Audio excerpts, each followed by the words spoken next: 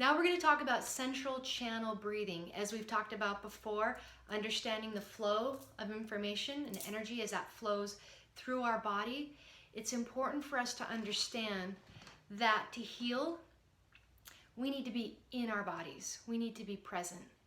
That one of the most common, as Dr. Sue Morter has said, one of the most common causes of illness is being in contradiction to ourselves. The reason distorted thinking creates illness is because it creates physical and emotional distress to have that contradiction that is leaving us constantly in a rub. So if you think about it this way, when we have belief systems that contradict who we really are, there's a lot of energy that's going into trying to resolve that, and a lot of energy flow is getting blocked. Things aren't moving freely. So that means we're not getting all the oxygen to ourselves. We're not getting all of the nutrition, all of the energy, especially when we're in a chronic state of stress. Our body's not able to digest properly and assimilate all the nutrition that we're getting. All of this leads to illness, as in my case, can lead to disease, and is why it's so important to be centered and grounded in our bodies, restoring that flow. This is why I do this every single day now, so that I'm better prepared to go out into the world and perceive it in a clearer way. So the first step to doing central channel breathing is going to start with our base chakra, our root chakra. Now this is called the Mula Bandha breath, Mula Bandha lock. Now the root chakra is right at the base of your body.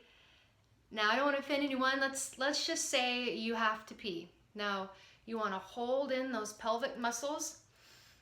As if you're going to pee, you're holding that in and then breathing through it. Now, probably at first, you're going to tighten all the pelvic muscles, and this is going to be tricky.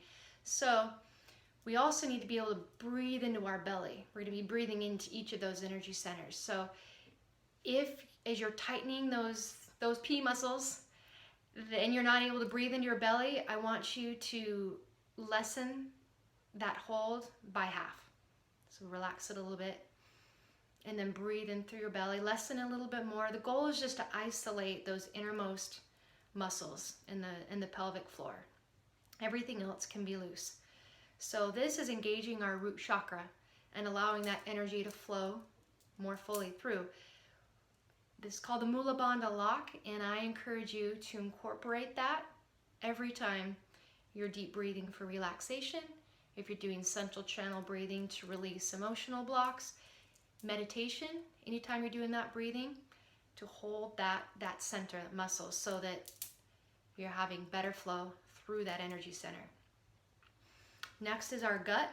So breathing into your belly, as you breathe out, you're going to see your belly expand. And then as you breathe out, your belly comes back in. It's really important. Deep belly breathing. I'm embarrassed to admit this, but I think I took my first deep breath about 1.5 years ago through this process. I was on a retreat, Elevate retreat, put on by my friends Michelle Lane and Tammy Stover, and we were meditating, and I breathed fully. So just by chance you haven't experienced that, I want you to expand your belly as much as you possibly can. It's going to feel different. It felt different than anything I'd ever had, and I think I may have felt relaxed for the first time ever in that moment. So this is a great way to instantly relax. We've shown in a different video. Deep breathing into your belly. Now while you're still holding that Mula Bandha spot. Now that might take some practice to have your root locked while you're breathing into your belly.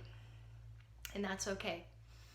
Now we're gonna add our chest. We talked about in the previous video, constricting our chest. And then breathe out. Now it helps if we go directionally. So I want to think about you breathing through the top of your head, and where you focus is where things go. For those that are in fitness, I'm a personal trainer, and I know that where I focus is what muscle I'm going to engage. And even doing the same exercise, you can engage different muscles with that focus. So we're going to picture the energy coming in, breathing through the top of our head, constricting our chest, then into our belly, through our root lock, Mula Bandha, out into the ground, deep into the earth. And then picture energy coming through the earth, through that root lock, into your belly, into your chest and up through the top of your head. So you can start, if you want, directionally. Wherever you stop, you're going to come back in that same direction, through the top of the head, and then down through that root, the root chakra. Find where I have the best light here. Now, once you get those base, your root chakra, your belly, so that's including our sacral chakra, as well as our solar plexus, then we're breathing into our heart. Now you can start to constrict your chest.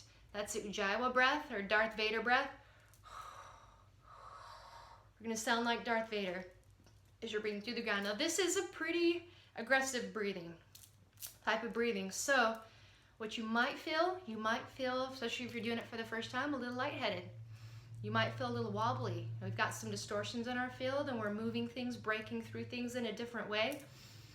So that might feel strange at first. For me, I feel it brings focus. It makes me feel centered. The Mula Bandha, going back a little bit to that root lock, is what locks you and your energy into your body, helping you be present. And we have to be in our bodies to heal our bodies.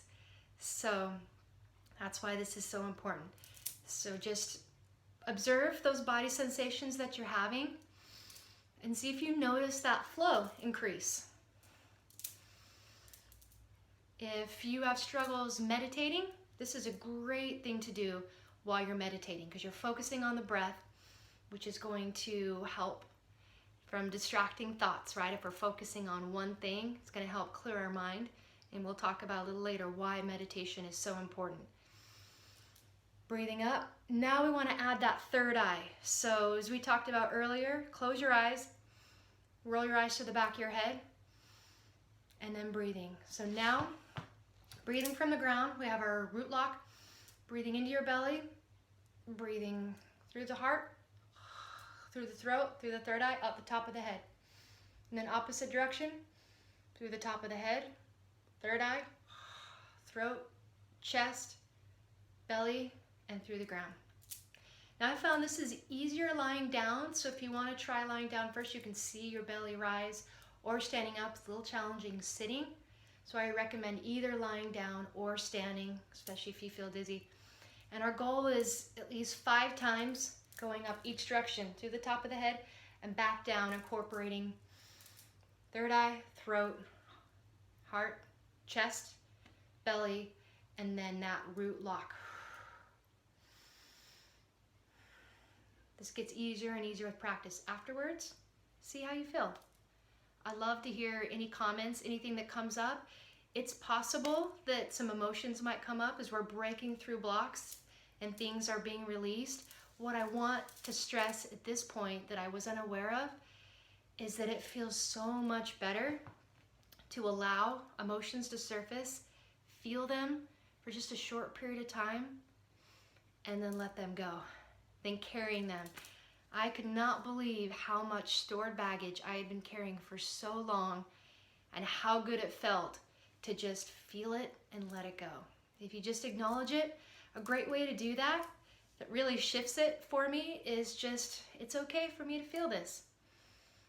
You know, a big misconception we have is that we need to just be positive and push our emotions away, but if we ignore it, it gets stored. It stays there until we acknowledge it. We can't push it away. We can't pretend like it's not there. We can't override it with positive feelings. It's a tangible thing in our bodies. We just have to let it be, accept ourselves through it, breathe through it, and let it go. You'll be amazed at the difference. Let me know if you have questions.